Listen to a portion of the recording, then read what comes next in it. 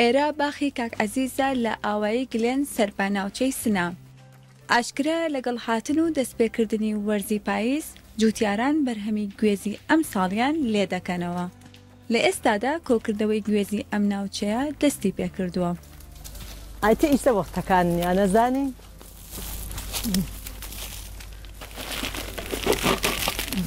ئاوای گەلین تقریبان 450 ماڵە و 1200 نەفەر جەمیەت سابتمان هەست و لە وەڵ بەهارەوە تقریبان تا آخر پاییز ئەوانە کە فەسڵن کەتینەوە ناو خانەباغەکانە قەرارگرن جەمیە دێمە ئەچێتە بۆ 2000 نەفەر.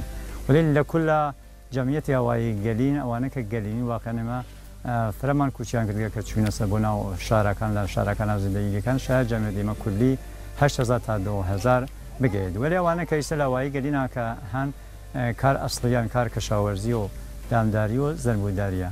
ولی بیشتر کار کەشاوەرزیەکەن و گوێزیچ دانیک لە مەحسوڵەکانی ئەسڵی ئاوایی گەلێنە کە بیشتر مردم لەبان گوێز و سەرمایە گوزاریان کردووە و بە کارێ کەشاوەرزی مەشغوڵن.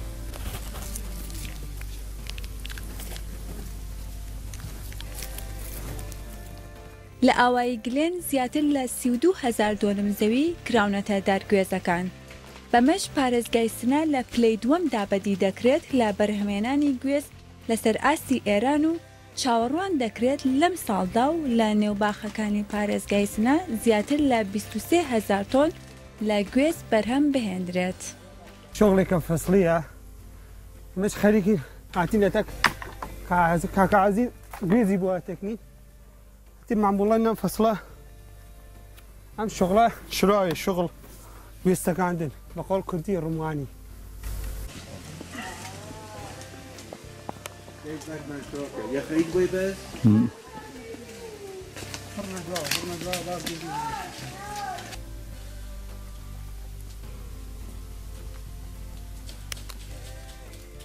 ئەم شغڵیچە شغڵی پڕخەتەرێکە پیشنهاد ناکەی بە کەسی بڕێت گوێستەکردنی و بێتە ڕوومان تا کەسی تەجروبەی نەوێت خۆم دوو سێ ڕات داکەفتم لە قەیدا گوێزە تا کەسی تەجروبەی نەوێت ئەشی ئەو کارە نەکات.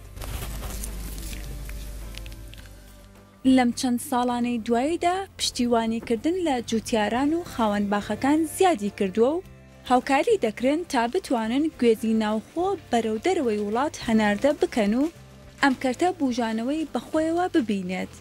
لە ئێستادا کاک عەزیز زۆر دڵخۆشە بەداهاتوو و پێی وایە دۆخی جوتیاران بەرەو باشتر دەڕوات و دەتوانن بەرهەمی زیاتر بخەنە نێو بازاڕەکانەوە. ئەمە بەجۆز گوێز تومان هەست توی چەرمگۆمان هەست تۆ فەرەنگیمان هەست ئەنگور دەیمان هەست وەلی مەحسوڵ ئەسڵی ئێمە لە ئاوایی گەلێنە گوێزە. گوێزیش لە ئاوایی گەلێنە با تەوجبەوە کە لە منداقەی کوردستانیا قەرارمەگرتکە ئایسکە 20 مێهرە ئاخرین بەرداشتێکە کە ئێمە ئەنجامیدەین.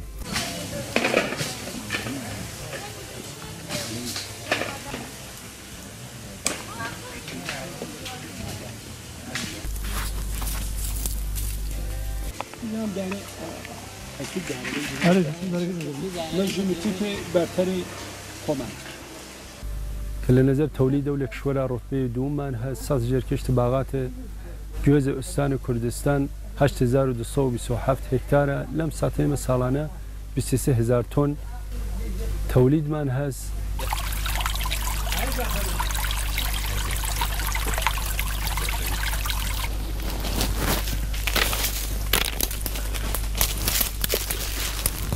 لەبەرا لە شەکەر